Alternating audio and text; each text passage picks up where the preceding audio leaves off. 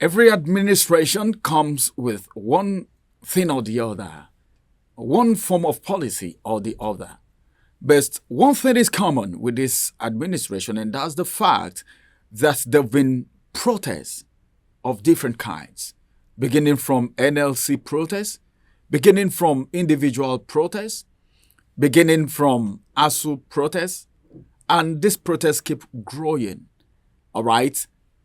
But then there is this protest that is coming up, and that's the one coming from NLC. And why are they embarking on this protest?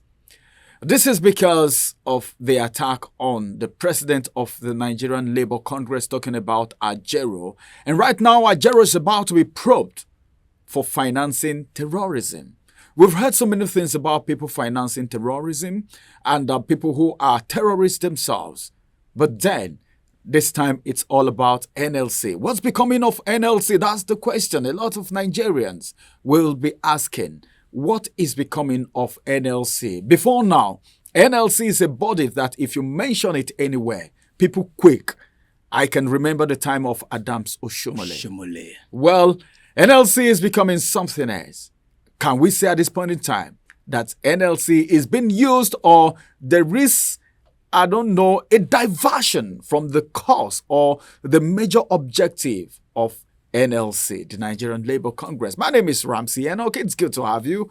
Today on The Review, we want to talk about this holistically this morning as far as time will permit us. Joining me on the conversation is Michael Oweleketv, and we will be dissecting just a few things about the protest that's about to come up by NLC because of the probe of Ajearo for financing terrorism. Good morning, Michael. Good morning, Ramsey. Let me just ask, what do you think about the now NLC and the NLC before we even go into the protest itself? Because I feel there is some form of diversion, or can I say derail? Can I use the word derail somehow from what NLC used to be? I don't know if it's because of the way it's been painted, but then, what do you think? Can you do a little comparison for just 1-2 sentences? Nigeria Labour Congress, which is also has the umbrella that covers both the Trade Union Congress and other unions, and trade other unions.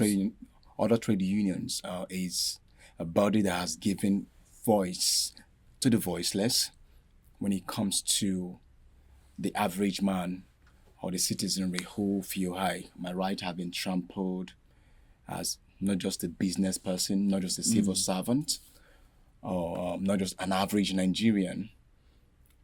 Over the years, they've been seen as that voice that speaks, because they're very independent and, of the government policies and all that. They are this union that has been very subvergent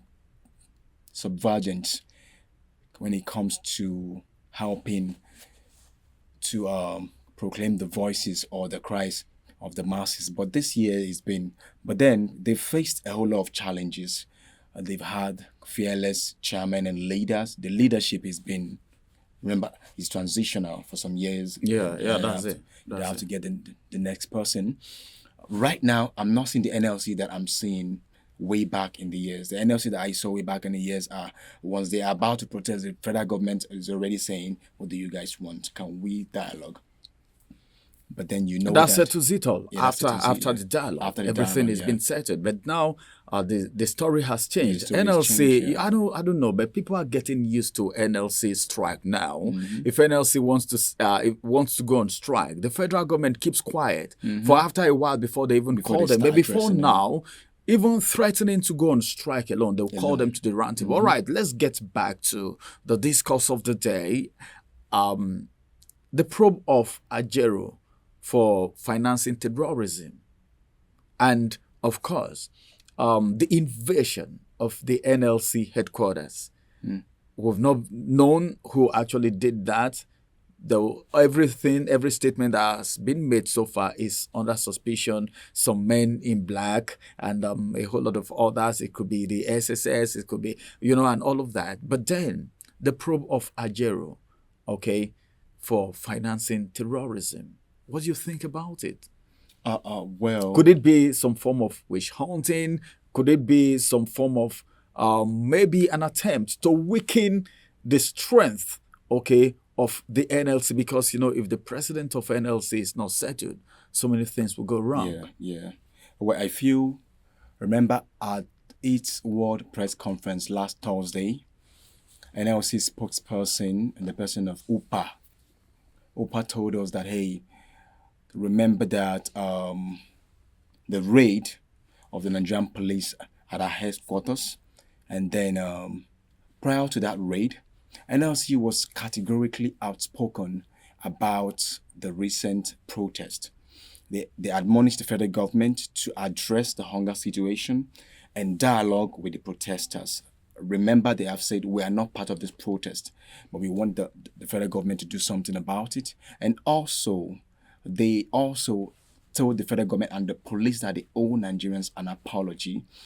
They raised an outrage that the number of casualties was much, the way the police handled the situation, and the federal government. So NLC is still serving as that voice of the voiceless for the masses. They spoke very well and said, hey, please tender an apology to Nigerians, address the issue of hunger. We're not part of it, but this things is what is affecting Nigeria. Then subsequently, there was a raid at the headquarters. At about 8:30 p.m., men of the police force stormed their office,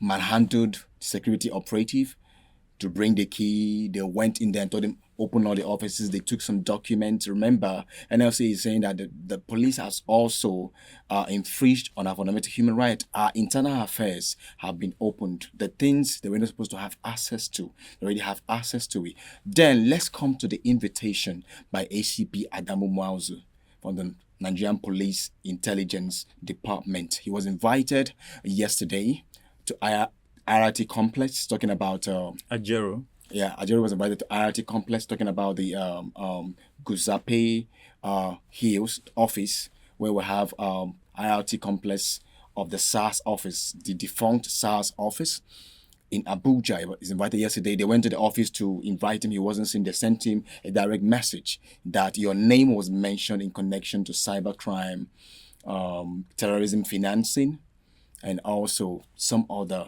related things. He said, okay. Then the person that he met said, okay, we're going to see that he comes. Then the ACP Moazo sent a message that, hey, if you do not come, we're going to issue an arrest warrant in your name. So he's expected to be at the IRT complex Guzape Abuja today, 10 a.m. to answer questions on why his name was mentioned on treasonable felony, cyber criminality, terrorism financing. But then you know that NLC came out a few days ago to tell the general public that if anything happens to our leadership or our president, hold the government and the police accountable, because we have come under undue scrutiny and undue duress from the police. Why would they be coming to our office at an odd hour of 8:30 p.m. to pick our documents, to harass our members? In fact, remember, they arrested some NLC members, which are still yet to be released. And then, so that's the way the whole thing played. At 10 a.m. today, he's going to go to RS Complex to answer questions, and let's see how that story unfolds. All right, so let's see how that story unfolds. Well, him going there to answer questions, I think it will be better so that he can exonerate himself.